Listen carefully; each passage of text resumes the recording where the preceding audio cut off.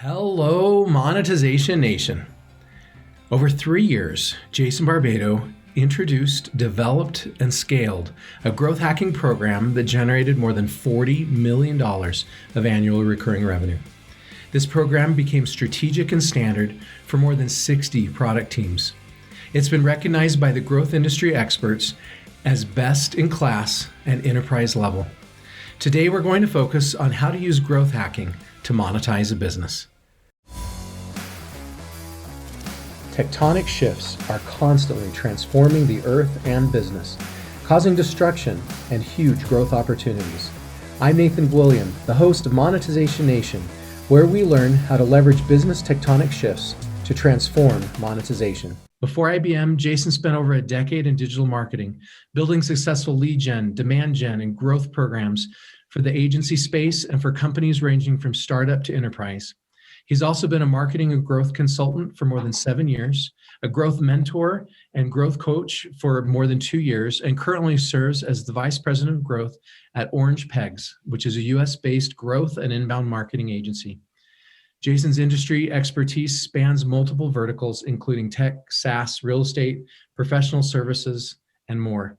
So today we're going to be focusing on growth hacking, which I think is one of the big tectonic shifts happening today. And super grateful to have Jason on the show with us. Thanks for joining us. You're welcome. Thanks for having me. Explain to us your journey of becoming a growth hacker and an entrepreneur. Right out of school, I realized that I was too slow and too small to be a professional athlete, let alone a college athlete. So I did the next best thing. I love to write and I love sports. So I went into the newspaper business because once upon a time, people opened their door in the morning and got a newspaper in their hands and read the news. And at that time, that's all I wanted to do. And it went really well for 5 years. I got to experience a lot of amazing sporting events. I mentioned that I love golf. I met Tiger Woods. Didn't get to play with him, but I got to meet him at his tournament. I was at the first baseball game the Washington Nationals ever had.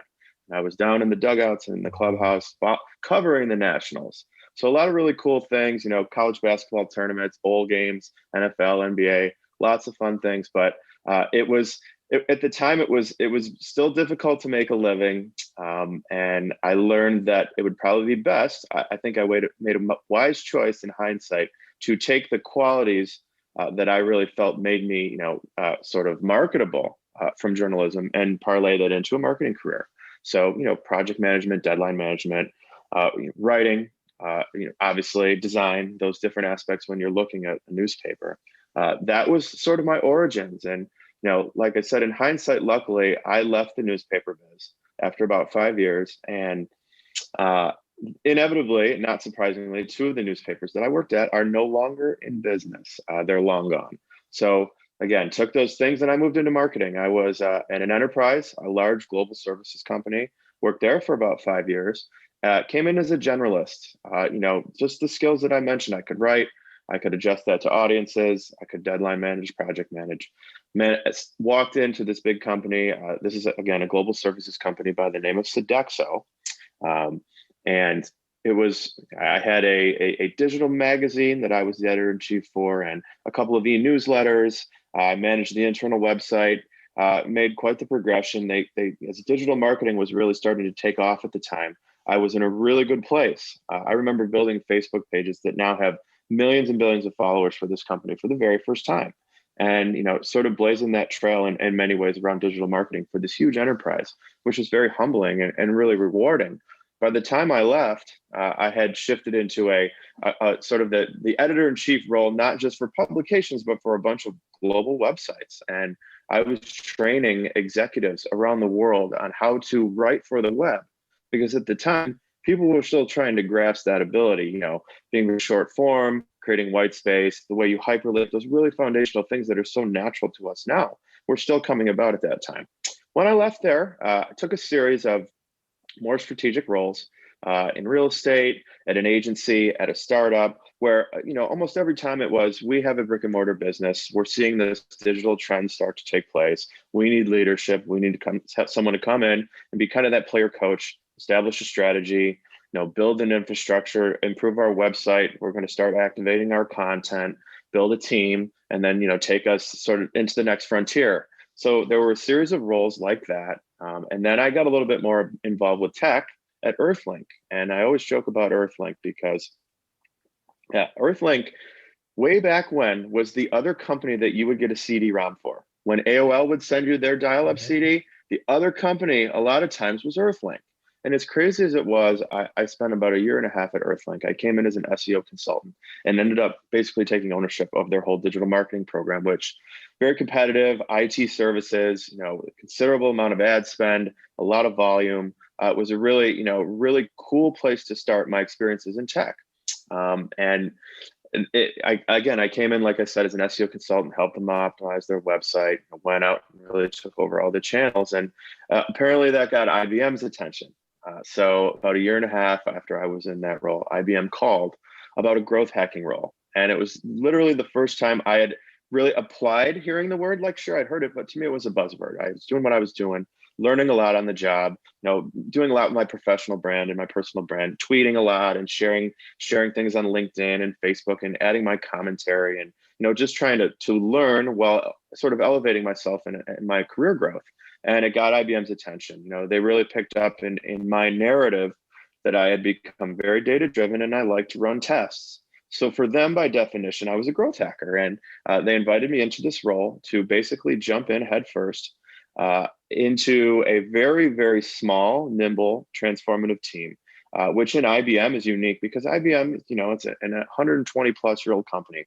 400,000 employees. They don't have any trouble with their branding or their marketing most days.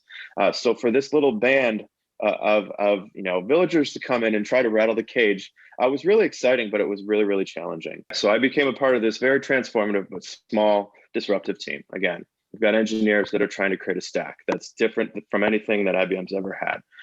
Data scientists and analysts that are trying to look at product journeys and experiences and usage in different ways. We had,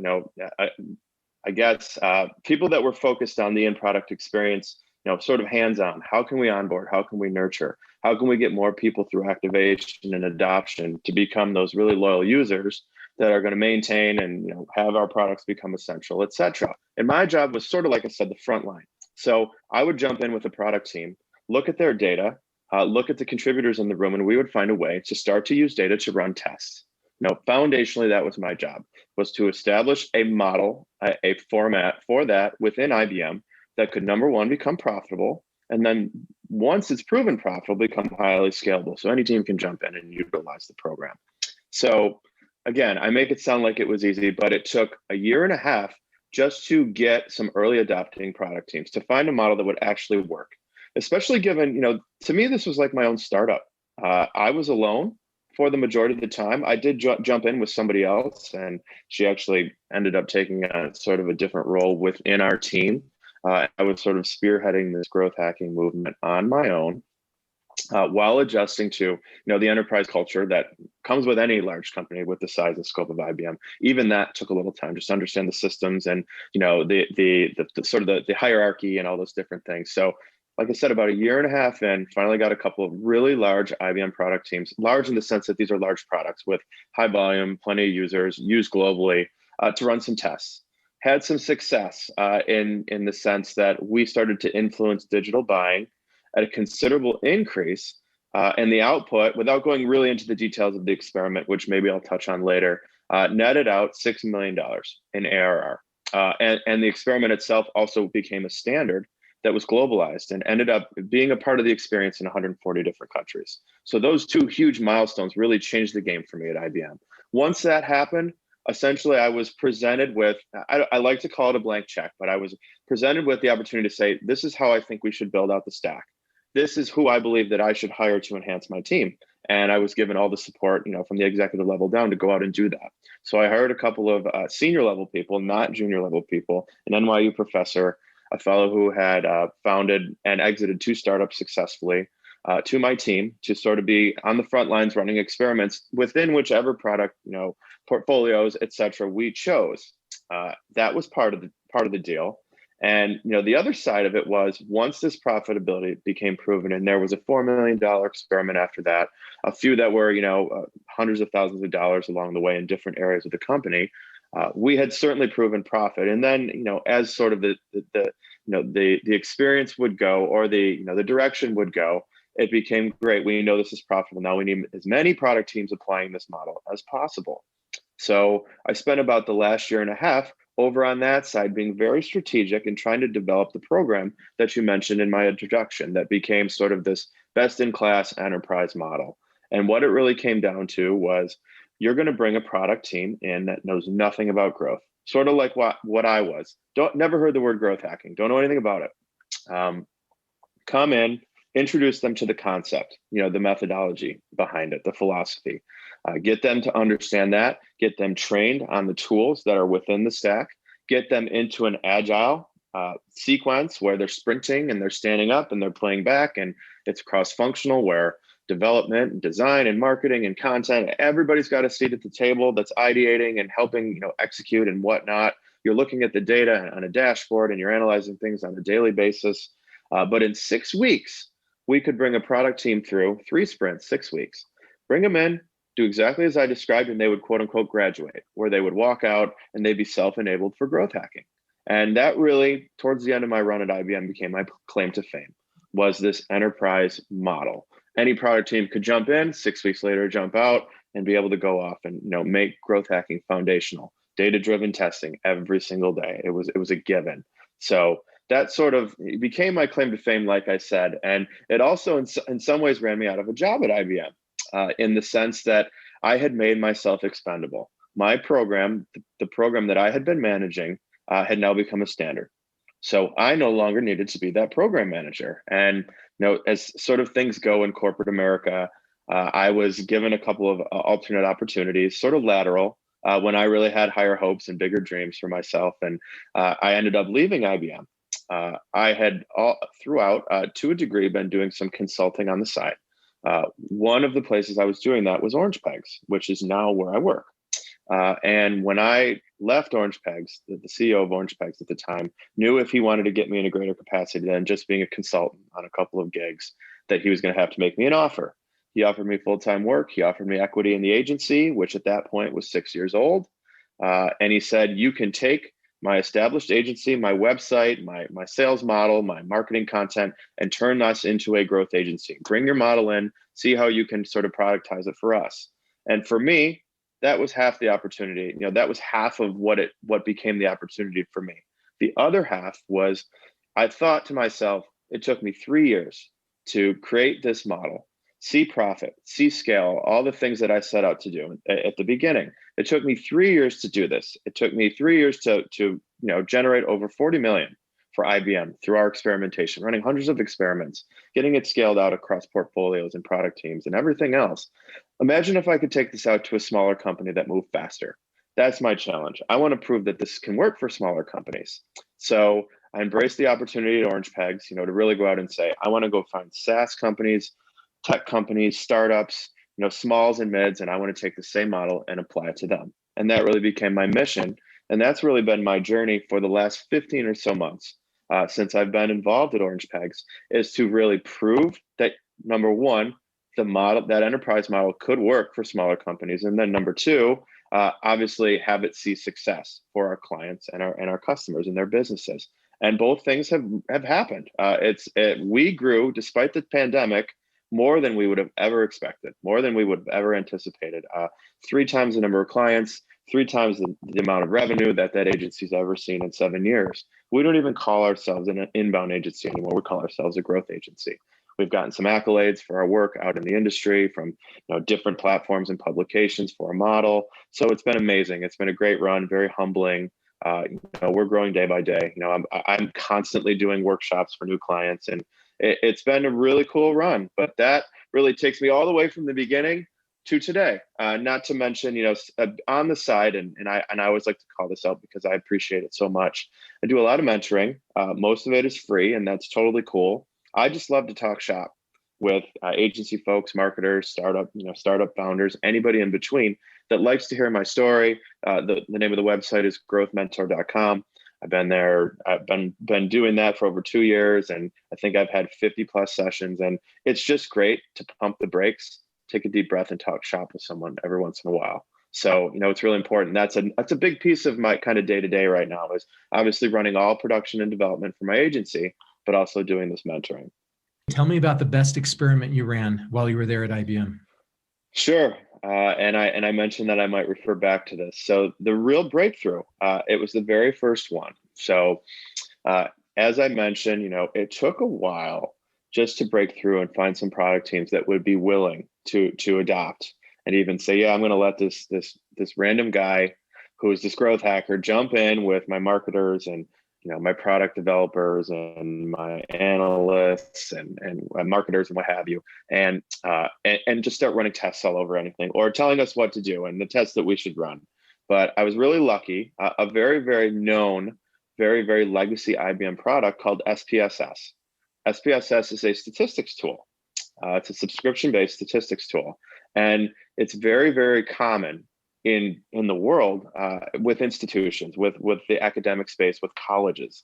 Many colleges where there are statistics students, it's a required software. You get your books and you get everything else and you get SPSS. So immense amount of volume, over 10, I think in 2019, there were over 10 million free subscribers and then another 7 or 8 that were paid, around the world. So a very, very high volume opportunity. Good place to start in that way. Great sandbox to sort of get these tests rolling. And one of the insights that we discovered early on was that the digital buy, so users coming in and submitting the information, your typical SaaS model. User comes in, whether they're being asked to for school or they just have a statistical need, coming in, submit their information, add their credit card, take the trial, convert into a paid user. The typical sequence, more or less. Only 1% of I think it was 15 million in year one of me being at IBM, 15 million in revenue overall. 1% of that was the digital buy. And that was very frustrating and challenging for the product team, as you might imagine. There was nothing passive. It was always through a sales call or a third party or whatever it was. It was never people that would simply volunteer their information, download and go, which is obviously as passive as you get. So we started to try to kind of test against that. What can we do? And one thing that struck me was in the digital journey, on the pricing page, again, really standard stuff. You come in, you discover, you read about it, you understand the value prop, then you say, okay, what's it cost? And you click through your pages and make your way towards transacting, if you will. On the pricing page, which is obviously sort of midstream and going through that process, I found it very interesting that on the pricing page, all you found was trial buttons. Try now, try for free. And I'm thinking to myself, if people are here to look at pricing, they might want to buy right now. We should maybe remove some of these try buttons and replace them with buy buttons. And inevitably, it took 3 iterations in a couple of small countries. We were running some pricing table and pricing page tests, just moving elements around, changing language, both in sort of the written word and in the calls to action and things like that. Where are they getting placed in the tables? How are we articulating them in other ways? Through all these efforts, we ended up finding a combination of the calls to action that increased engagement 8%, which doesn't sound great, but when you're thinking about millions and millions of page views a month, it does make a difference. And the product team really loved it and said, great, we want to put this everywhere that we have SPSS. So it ended up being 2 versions of the product in 140 countries total.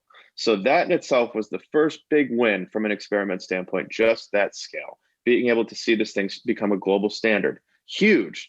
But then we decided, as we probably should have, to try to realize or actualize, any revenue coming out of this change, getting this intervention in all these countries, seeing some page engagement success. And what turns out is when we put pen to paper and ran some calculations, that revenue that monetized to 6 million in ARR.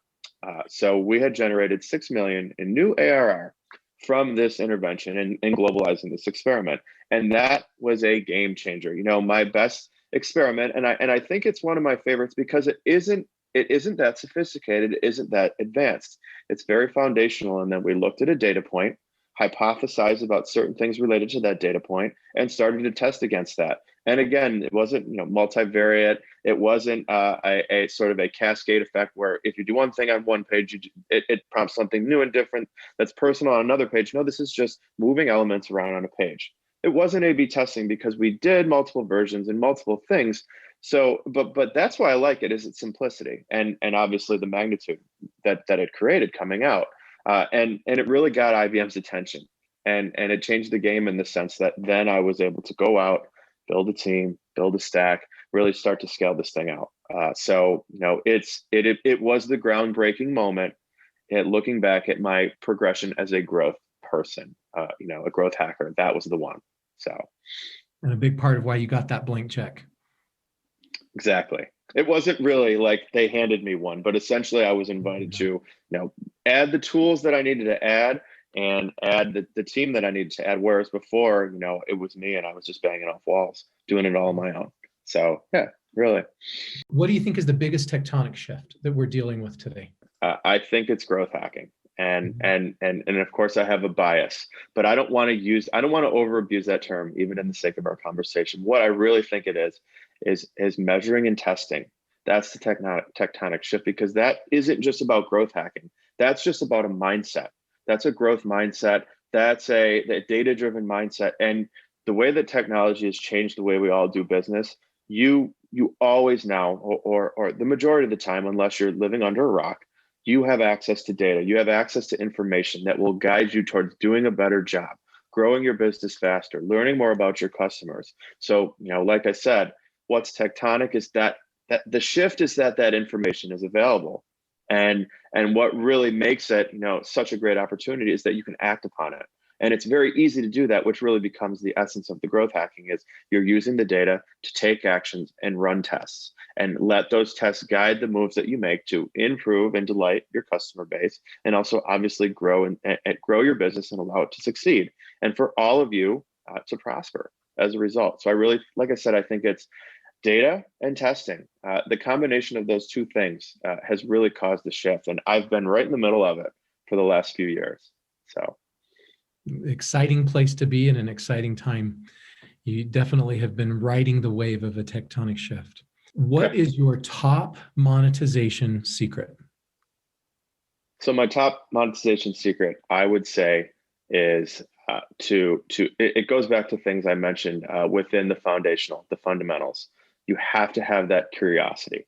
I know that sounds like it's sort of an indirect route to monetization, but I believe, and I've seen it firsthand, that having curiosity, caring about your business, caring about the growth of your business or your product or whatever it is, with a level of curiosity, can be a moneymaker for you. Because if you are complacent and things are sitting static and you're just happy with the status quo, yeah, you may make money, but you may be missing out on millions because you're not ideating, you're not hypothesizing, you're not measuring, you're not wondering, what if I tried this or what if I tried that? So having that curiosity, really can be a moneymaker, and it's not a natural thing. You have to put yourself in the mindset to say, what if this happened? What if I tried that? What if we gave this to our customers instead? And let's say you find that silver bullet, which isn't easy to do. It could change everything. Your business could completely shift and pivot away from something you thought was good to something that's really great. So what you're saying is have curiosity. That's the monetization secret. Then that leads you to testing, and then the testing leads you to monetization growth. Correct. But you can't test if you're not curious in the first. You have to ponder the experience. You have to ponder everything. And once you start to do that, the tests will organically come about, and then you just have to go execute. Thank you so much, Jason, for sharing your stories and knowledge with us today. Here are some of my key takeaways from this episode. Number 1, growth hacking is any strategy focused on driving growth while spending as little time and money as possible. Number 2, growth hacking is a significant tectonic shift, but what it comes down to is testing and analyzing data. We need to have a data-driven mindset. Number 3, curiosity leads to experimentation, which leads to monetization. Number 4, curiosity leads to greater learning, engagement, and performance at work. Number 5, we live in a data-driven world. The amount of data created by consumers doubles every 2 years. Source MIT Technology Review. We need to make sure we use all the new data to our advantage. Number 6, success may very well depend on how well we use customer data and information in ethical ways to find new ways to grow our business. If you enjoyed this interview and want to learn more about Jason or connect with him, you can find him on LinkedIn or on growthmentor.com. And there's links to both of those websites in the blog post for this episode. Do you want to be a better digital monetizer? Then please follow these channels to receive free digital monetization content. Number 1, you can get a free monetization assessment of your business or subscribe to the free monetization e-magazine on monetizationnation.com. Number 2, you can subscribe to the Monetization Nation podcast or YouTube channel. And number 3, you can follow Monetization Nation on Instagram and Twitter. Has growth hacking helped grow your business? If so, what growth hacking strategies have worked best for your company?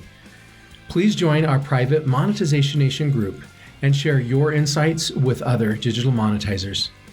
Thanks for joining me for this episode. I wish you success in your growth hacking. Do you want to become a better digital monetizer? To receive great monetization stories and secrets, please go to monetizationnation.com and join free. And if you liked today's episode, please subscribe to the show and share it.